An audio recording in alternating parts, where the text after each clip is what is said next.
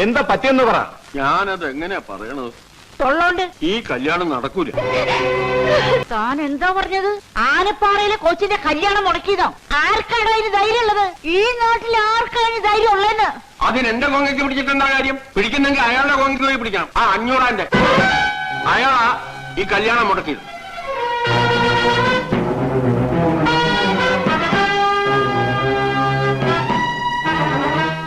MLA മാരെ കൊണ്ട് 500 പറയിച്ചു. ഈ കല്യാണം നടന്നാൽ മന്ത്രിസഭയ്ക്കുള്ള പിന്തുണ പിൻവലിക്കുന്നു. ഒടുവിൽ മന്ത്രിസഭ വീഴുന്നായപ്പോ മന്ത്രി കല്യാണത്തിൽ നിന്ന് പിന്മാറി.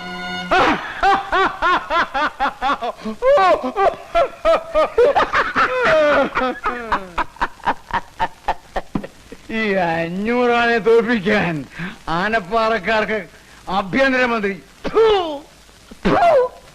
ആനപ്പാറക്കാർ എന്റെ മുമ്പിൽ മുട്ടുകുത്തിയാണ് ഞാൻ തുപ്പിയത്. അത് നീ എന്താ തുപ്പത്? മുതലാളി എന്റെ വായി തുപ്പിയിട്ട്.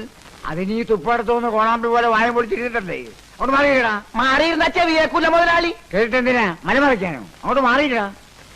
ആ അപ്പൊ ചന്തി കൊണ്ട് നിലനിടയ്ക്കാണോ? എന്നിട്ട് മാറിയിരിക്കാനോ? ഇതുകൊണ്ടൊന്നും തീരാൻ പോകുന്നില്ല. ആ തള്ളയും മക്കളും അനുഭവിക്കാൻ കിടക്കുന്നേ ഉള്ളൂ. കൊല്ലോടാ, ആ കളവരി ഞാനിന്ന് കൊല്ലോടാ, കൊല്ലും. അമ്മേ എന്താ ഇത്? ഇതിനൊക്കെ ചോദിക്കാനും പറയാനും ഇവിടെ ഞങ്ങളൊക്കെ ഇല്ലേ? ഞങ്ങള് എന്നാ ഇന്നടാ ഇതും കൊണ്ടുപോയി ചോദിക്ക്. നീയൊക്കെ ആണാണെങ്കിൽ പോയി കൊന്നിട്ട് വേണ. എന്താ എന്താ എന്താ ഇത്? ദേ വക്കീലുണ്ട്, എന്റെ ഈ സ്വത്തും പണം എല്ലാം ഉണ്ട്. ചെല്ലടാ ചെല്ല്. കേസും കോടതിയൊന്നും ഈ അച്ചമ്മയ്ക്ക് പുത്തിരിയല്ലടാ. അച്ഛമ്മ എന്ത് ഭ്രാന്താ നിങ്ങൾ ഈ പറയണത്? അതേടോ ഭ്രാന്താണ്. ആനപ്പാറയിൽ അച്ചമ്മയ്ക്ക് ഭ്രാന്താണ്. ഭ്രാന്ത് മൂത്തപ്പളം ഞാൻ അയാളെ കൊന്നേന്ന് താൻ കോടതിയിൽ പോയി പറഞ്ഞു. നോക്കി നിൽക്കാൻ അമ്മയുടെ കയ്യിൽ തോക്ക് മേടിക്കടാ. അമ്മ അവിടെ നിൽക്കാൻ. കൊല്ലു ഞാൻ. അടുത്തു വരരുത്. തരില്ല. അതൊക്കെ തന്നേ അമ്മയോട് മാറി തോക്കി ഞാൻ മേടിക്കാം.